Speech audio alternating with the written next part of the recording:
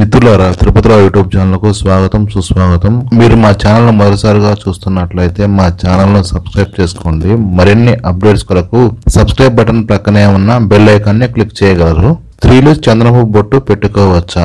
స్త్రీలు చందనపు బొట్టు పెట్టుకోవచ్చు, కానీ చందనపు బొట్టుతో పాటుగా ఎర్రని బొట్టు తప్పనిసరిగా పెట్టుకోవాలి. దైవ పూజకు వినియోగించే పరిమళ ద్రవ్యాలలో చందనం అగ్రస్థానంలో ఉంటుంది.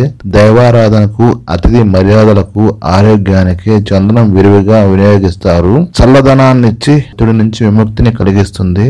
చందన చర్చిత వదనం ఆహ్లాదాన్ని, ఆనందాన్ని పంచుతుంది. చందన ధారణ సకల సౌభాగ్యదాయిని. నిరంతరం చందనం ధరించవచ్చు, అయితే భగవంతుని అర్చనలో వినియోగించగా మిగిలిన చందనం మాత్రమే ధరించాలి.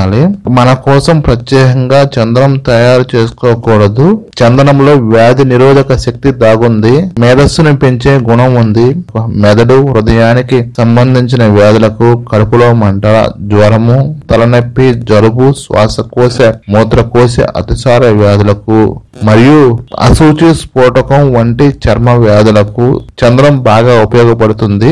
చందనం వేరు నుంచి లభించే తైలాన్ని అత్తరు, అగరబత్తి, సబ్బుల తయారీలో ఉపయోగిస్తారు. చందన ధారణ మానసిక స్వాంతనాన్ని ఇస్తుంది.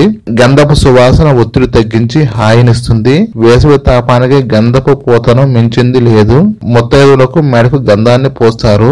తలనీలాలు అర్పించిన తర్వాత తలకు చందనం లేపనంగా రాస్తే చల్లగా ఉండి హాయినిస్తుంది. ఈ వీడియో మీకు నచ్చినట్లయితే వీడియోను లైక్ చేయండి, షేర్ చేయండి మరియు మా ఛానల్ ను సబ్స్క్రైబ్ చేసుకోండి. ధన్యవాదములు.